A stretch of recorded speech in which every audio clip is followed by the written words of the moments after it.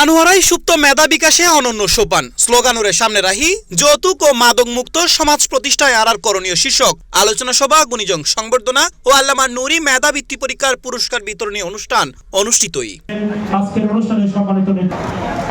শনিবার জুনের 6 তারিখ বেল্লে উপজেলার কালাবিবি দিঘির মোড়স্থ একখান কনভেনশন হলত আল্লামা নুরি মেধা বৃত্তি পরীক্ষা পরিচালনা বোর্ডের ব্যবস্থাপনায় এই অনুষ্ঠান অনুষ্ঠিত হয়।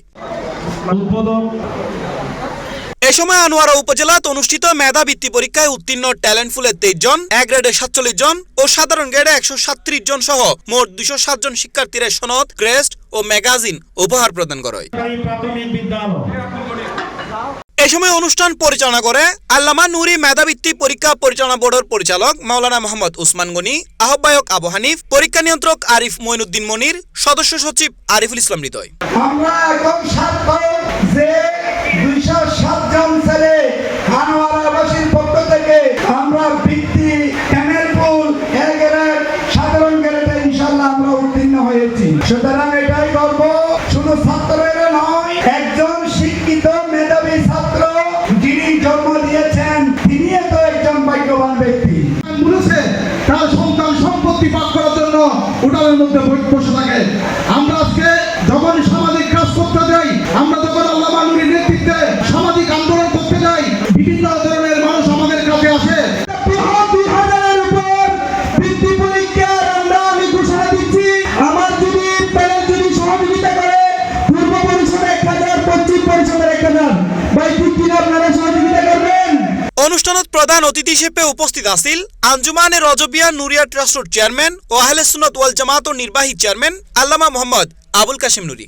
আজকে আঞ্জুমানে রজবিয়া নুরিয়া এই সংগঠনটা একটা আধ্যাত্মিক সংগঠন। এই সংগঠন করে আমি ঘরে বসে থাকিনি, সমাজ ধ্বংস হয়ে গেছে। জ্ঞান বিজ্ঞানের যুগ বলছেন, বিজ্ঞান মানে যার মাধ্যমে মানুষ দেশ জাতি উন্নতি লাভ করবে, এখন হয়ে যাচ্ছে অবনতি। নিশ্চয় আমাদের বিজ্ঞানের মধ্যে ভুল আছে। অতএব এই যার কারণে আজকে আমাদের বাংলাদেশে আমাকে যৌতুক বিরোধী আন্দোলন, মাদকের বিরুদ্ধে আন্দোলন কেন করতে হচ্ছে? এতগুলো স্কুল, কলেজ, ইউনিভার্সিটি, মাদ্রাসায় এই শিক্ষাগুলো গেল কোথায়?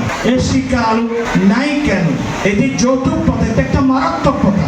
এক সময় নারী জাতির কোনো মূল্যায়ন ছিল না, বর্তমান জন্য অনেক নারীরাও এটা বোঝে না। যার ঘরে কোনো কন্যা সন্তান জন্ম নিত, নিচের চার মাথাটা বাবাই মেয়েদেরকে মাটির নিচে দফন করে দিত।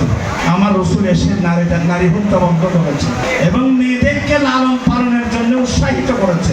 এ সময় মুখ্য আলোচক হিসেবে আরো উপস্থিত আছিল মনিরুল মুস্তাফা গ্রুপের চেয়ারম্যান HM আব্দুল মান্নান। এ সময় আরো উপস্থিত আছিল আল্লামা আশিকুর রহমান আল কাদরি, ডাক্তার মোহাম্মদ আরমান হোসেন, তাহিরিয়া সুন্নিয়া কমপ্লেক্সের সহসভাপতি মোহাম্মদ সালেহ আকরাম সহ মেধাবৃত্তি পরীক্ষা পরিচালনা বোর্ডের কেন্দ্রীয় ও উপজেলা জনর নেতৃবৃন্দ ও গণ্যমান্য ব্যক্তিবর্গ, শিক্ষক মন্ডলী উপস্থিত আছিল। পরে উৎসব মুখর ও আনন্দঘন পরিবেশে শেষ হয় আনুষ্ঠানিকতা। C+ TV, Chittagong.